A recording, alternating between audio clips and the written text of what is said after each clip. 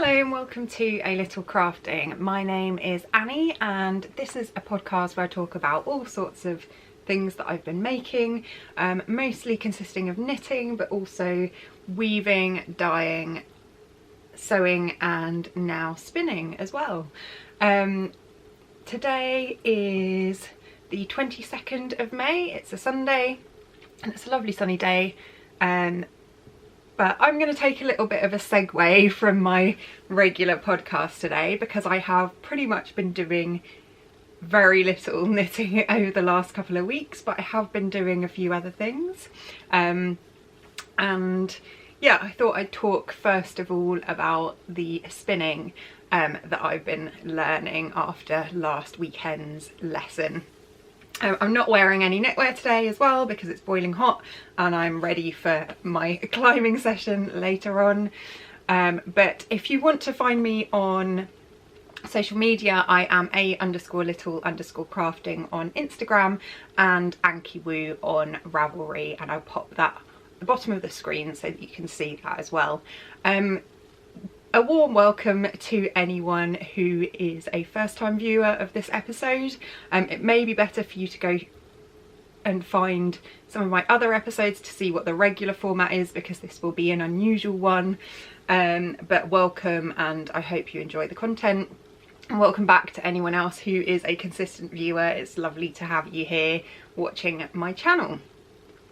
So I will get started with what I'm going to talk about today.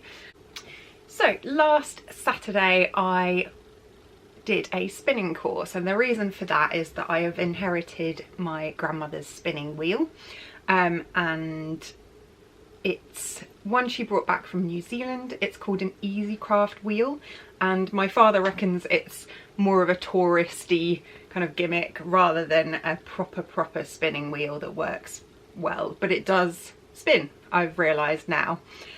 So what I wanted to do was take a course in how to spin so that I could position myself correctly, have the right hand movements, I guess get all the physical elements of spinning right, so that I would actually be able to spin on this wheel and gauge whether the wheel was usable or not. It has a bit of a bow in it, so it does wobble, but I have been able to successfully spin some yarn, so I'm really happy about that.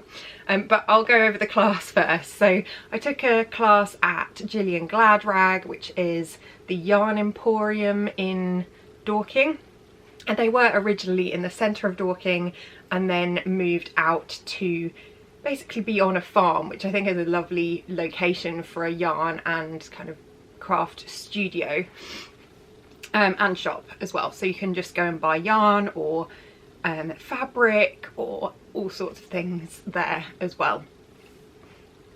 They have a little studio stuck on the side where we had the spinning lesson. It was just me and one other person and the teacher, who is a lovely lady called Roz, and it was 10 until 4 PM I think, but we ended up going over for after a bit, just chatting as well, kind of took up some time. So yeah, they had 2 spinning wheels set up for us, so I didn't need to take my own, although in hindsight I should have done, because Roz would have been able to tell me whether it was kind of worth spinning on, but luckily turns out it is, it's fine. And she taught us about fibre, about preparing the fibre first of all, about what to do if you have a sheep fleece, kind of from start to finish. And then after about an hour of just going over fibre, the different types, everything that you can use to spin with, we got on to the spinning itself. And I just want to share a couple of really key things that Roz mentioned that really helped me to learn, although it is a very kind of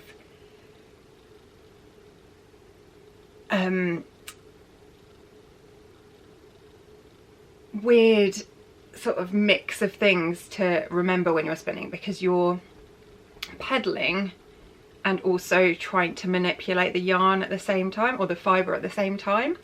So what she started with in the morning was telling us just pedal. So we had a double treadle spinning wheel each, so we just did that whilst we were talking, and then you get used to the momentum and the movement to then be able to do it almost mindlessly. So that was great. And then yeah, I guess the main two things that I learned from Roz were, first of all, preparation is important. So when I'd been trying to spin on the spinning wheel that my grandmother had, I was just going straight in, you know, I've got some fibre, I'll just go and spin. But actually you have to prepare that fibre. So I'll show you a little bit here. Essentially what you start with is something like this, although I've kind of chopped this up a bit. So you can just pull bits off here, split it up, pull bits off. This is some Jacob Humbug. And there. And I guess the first thing she taught us was about staple length, and different fibres, depending on what you're spinning, will have a different length. So this one has about 2 inches, so you can feel it. Basically, if you pull like that, it won't budge. If you pull like that, it starts to pull apart. And this is where you can draft or pre-draft your fibre. So that means pulling it apart, making it thinner, making it spinnable, because you don't want to necessarily spin from something like this unless you're an experienced spinner, because you have to, whilst you're spinning, draft it out. So if you pre-draft, it makes that much easier. So you get a really fine section of wool, and then you spin with that. And basically what we ended up doing was creating these little nests of fibre. So draft it out, roll it up, and have everything prepared on a table next to you, and then you can start spinning the yarn. Yeah, there you go.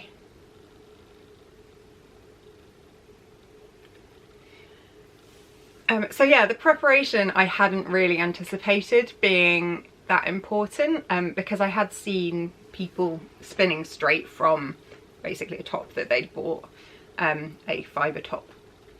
So it was really useful to learn to prepare the fibre before I actually started spinning with it.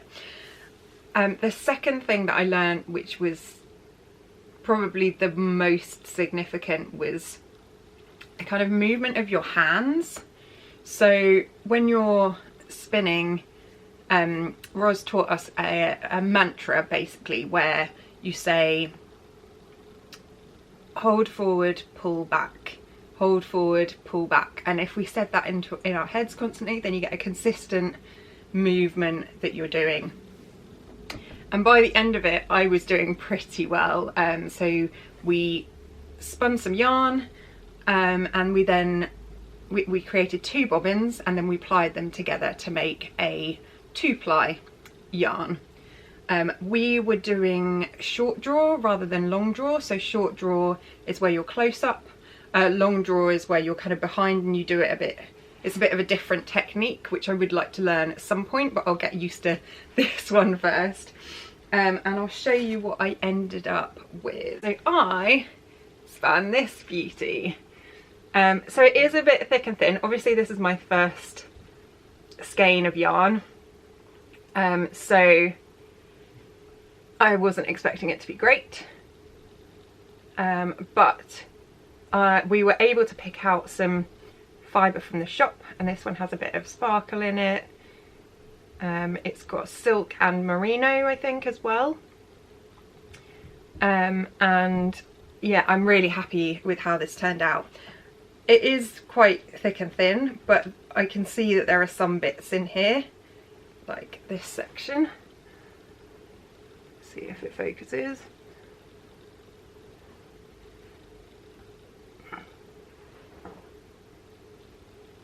Which are actually pretty good, in my opinion anyway. So yeah, that was my first spin on the day, and yeah, I just wanted to come home and do more spinning. It's quite relaxing once you get the momentum and the movement, and it just starts to flow. It's really great. So I did come back home, I oiled my spinning wheel, which is a very important thing to do, to make sure everything's moving correctly, and then tried spinning a little bit of the leftover fibre I had on it, and it worked, which is fantastic. And now that I know the movement and the motion, and I'm used to it, I think I'll keep practicing and improve as I go along. So yesterday, which was Saturday, I did some spinning of some fibre that I already had, and I plied it again, and I feel like I'm getting better. So this was a one-of-a-kind yarn, one-of-a-kind fibre from, I think it was Wingham Wool work. I must have bought it when I was buying some weaving supplies, probably. I'll link to that website down below. And yeah, it's getting more consistent. There are definitely some bits, so I'll do a little close-up of this as well for you.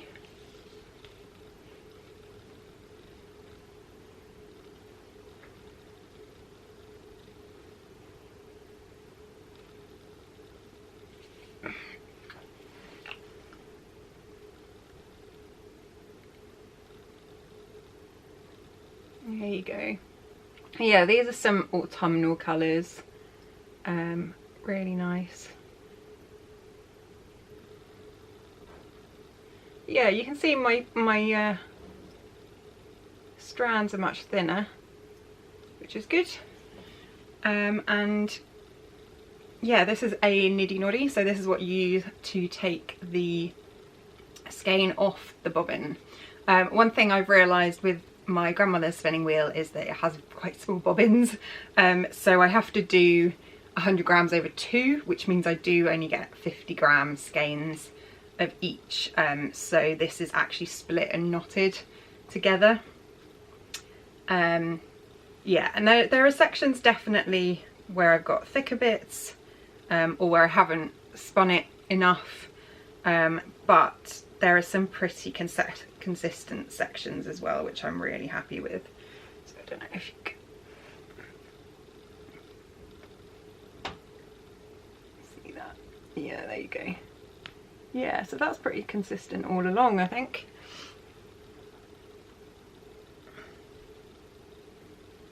And I'm definitely enjoying the spinning a lot more than I expected to.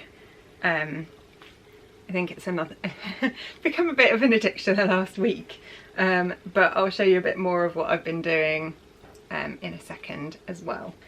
So yeah, that's my first kind of, actually my second, because I did do a test skein with some yarn, but it wasn't great yarn, whereas this is, I think, merino and silk again.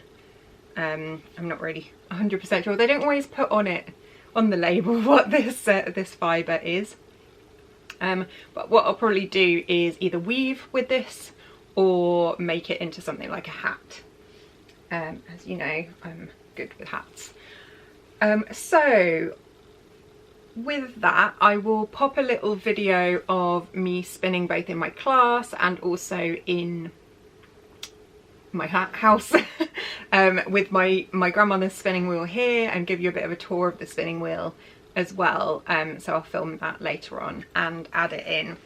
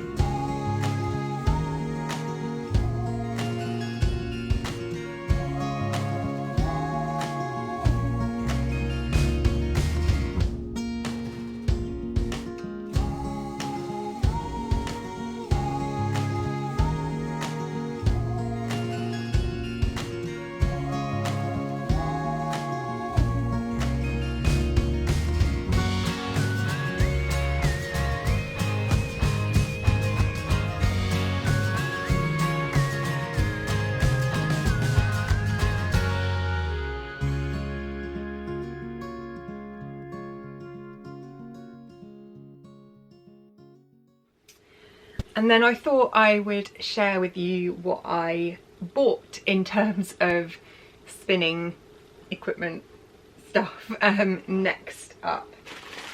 So I of course got a couple of wool tops from GillianGladrag, or the Yarn Emporium, and the first one, apologies for the crinkling, is this one. It looks like this is a house blend of wool tops for felting really, but I think I can spin with it, so I think it's going to be merino or something like that. But I thought these colours were really pretty together, gravitating towards the pink and green once again. And then I got this one, which is most kind of white and grey, but there's some white silk in there, which I thought would look really pretty as like a quite neutral spin. Yeah, I'm going to save those two for when I'm a bit better though. I do have some scraps that I can use to keep trying and spinning that yarn. So yeah,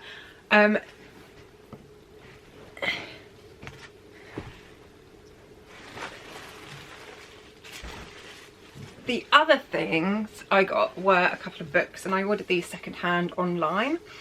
These were ones that were recommended by Roz in the course, but I was very intrigued by especially this one, which is Yarnitecture. And this is a book by Jillian Merino.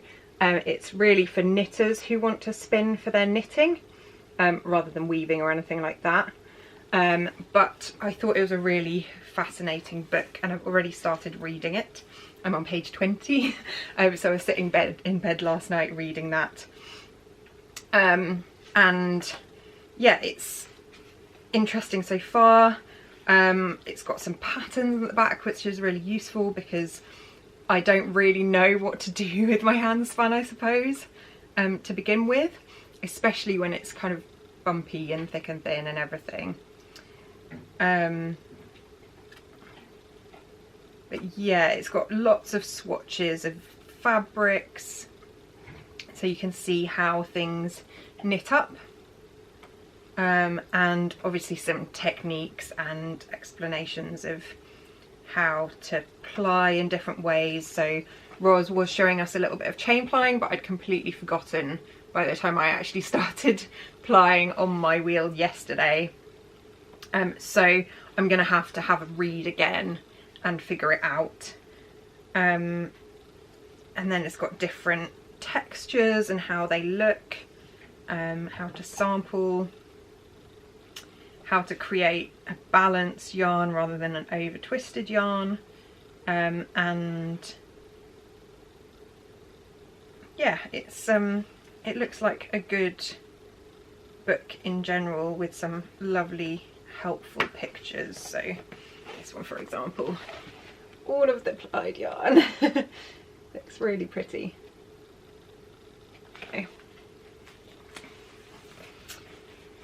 Yeah, so I got that one, picked that one up. It seems to be out of stock new in a lot of places, but I did manage to get one, which was lucky.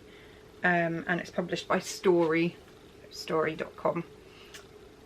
Yeah, so that is book number 1.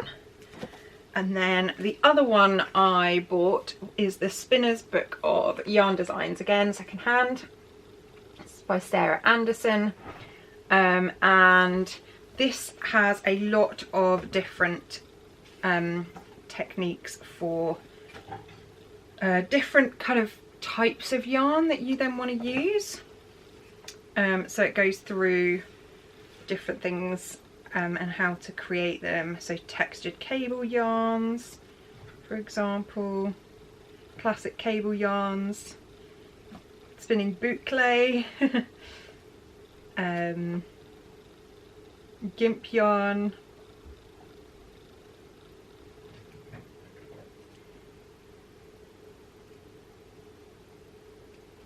singles, and yeah, it also has some techniques as well, a different plying again,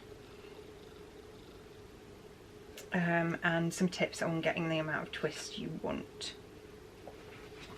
But something that it has in the back, which was really a driver for me, is these reference cards here. So what they are, and they haven't actually popped these out at all in this book for whoever was the previous owner. As you've got these little cards that you can reference. It's got some bits on the back as well, so that when you're spinning you can check against the card how the thickness of your yarn is relative to what it should be for these yarns. And it's got things like, you know, some key points about S and Z twist yarns, the 4-ply variations that you can use, and some 3-ply, 2-colour, 4-ply, things like that.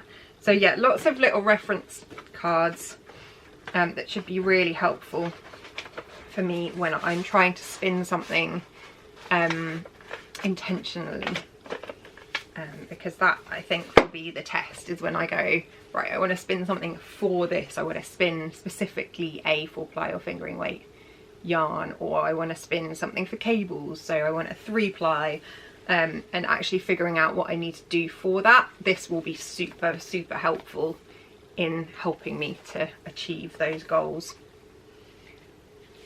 So yeah, 2 spinning books that I'm going to be reading through as I go along, and like I said, these were recommended by Roz in the course. She had some examples there and I thought, oh great, I'm gonna go and buy some of these because suddenly I have an obsession with spinning yarn. So yeah, that is that part. Hopefully you've enjoyed hearing about my experience. I honestly, over the years, didn't really want to spin yarn. I thought that wasn't really going to be for me. But this is kind of, having my grandmother's spinning wheel has prompted me to learn, and I'm surprising myself in how much I am enjoying it. The trouble is I need to focus on actually making yarn to knit with, not just making yarn for the sake. So I might be giving away some yarn to my craft group just so that it can get used up whilst I'm practicing. But we'll see how that goes. And I will show you what I've made out of the yarn that I spun in a couple of weeks' time, I expect. Right, that is it in terms of the spinning, but I have been doing a couple of other things, so I just wanted to share with you those. First of all, I have been dyeing some yarn, and I have dyed some Surrey alpaca silk for the first time. So this one I actually dyed because I wanted to dye some for a friend, and she likes blue and turquoise, those kind of colours. So yeah, here's some Surrey alpaca, and I kept one of them of the 2. Yeah, so this was ordered from Chester Wool. I can't remember, I think it's bfl.co.uk or something like that, bluefaced.co.uk, but I'll put a link down below. So this was white Surrey alpaca, and I've dyed it these lovely blue tones. And then the other one that I did was the same, so again Surrey alpaca and silk blend, but I've dyed it in this copper colour. I am not as happy with this one as with the blue overall. Let's see if I can get there. Because it hasn't dyed very consistently. You can see right there I've got some white bits in the fluff, but what I'll probably do is see if I can either over dye it again, maybe with some more copper to make it a bit more consistent, or swatch with it and see how it turns out. I'm not sure what I would pair this with, whereas I know for this one I'm thinking, you know, just any kind of turquoise yarn might work, or a contrast colour, something like a white or a cream, if I do colour work with it. So yeah, I did those 2. They were a good test. I really hope I haven't felted them. Okay.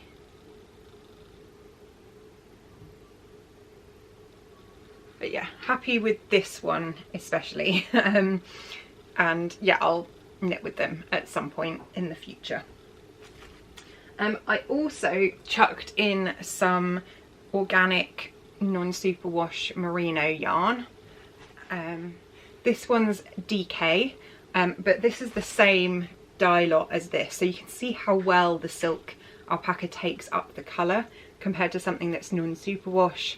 And this beautiful colour though, although it's more muted, I'm going to really enjoy knitting a cosy shawl out of this. It's DK weight and yeah, non-superwash merino organic yarn.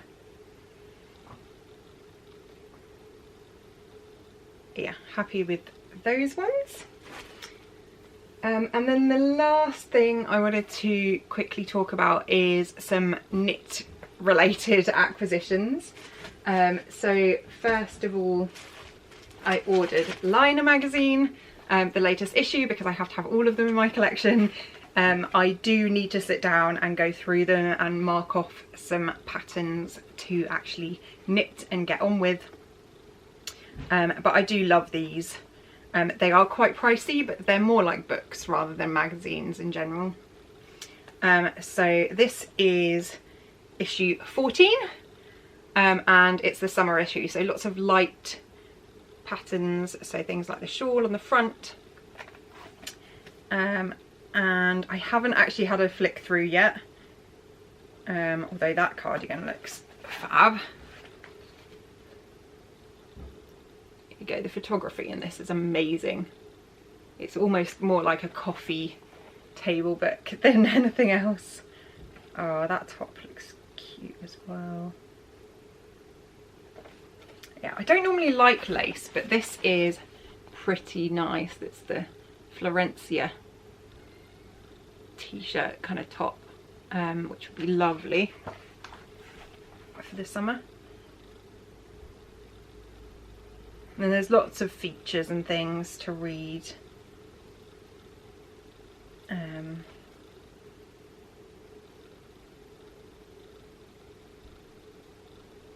Yeah, and some recipes in here as well. But yeah, now that I've started collecting these, I can't really stop ordering them whenever they're released. This one's really beautiful, although I'm not sure about how it would be constructed. I'm guessing the shoulders are knit afterwards, picked up and knit.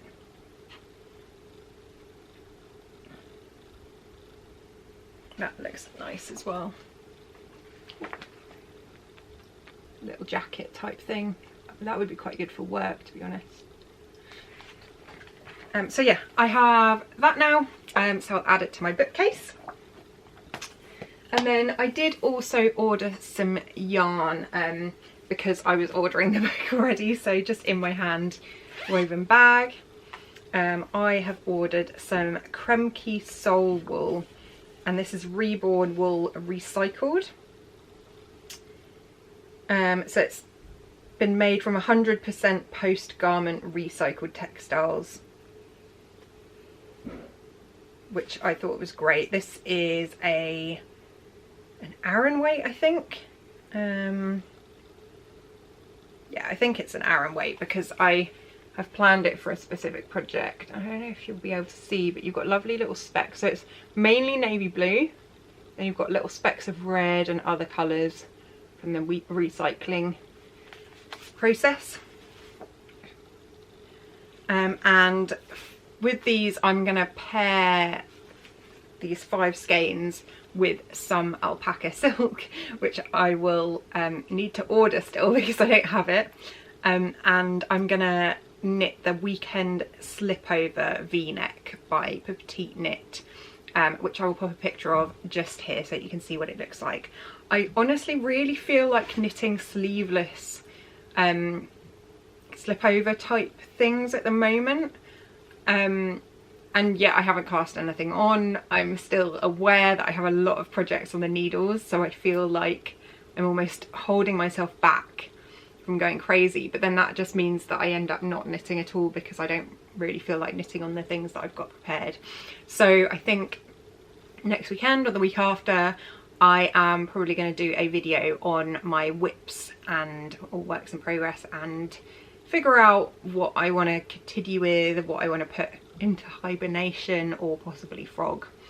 So yeah, that is something that I'm planning to do shortly. Otherwise I am going on a natural dyeing course next weekend, so I will try and film some of that so that I can put that on the podcast here, and I will show you what I've created following that in the next episode in 2 weeks time. But thank you so much for watching, and I hope you enjoyed this episode. I will catch up with you very soon. Please do like and subscribe if you are not already, and have a lovely crafty couple of weeks. Thanks.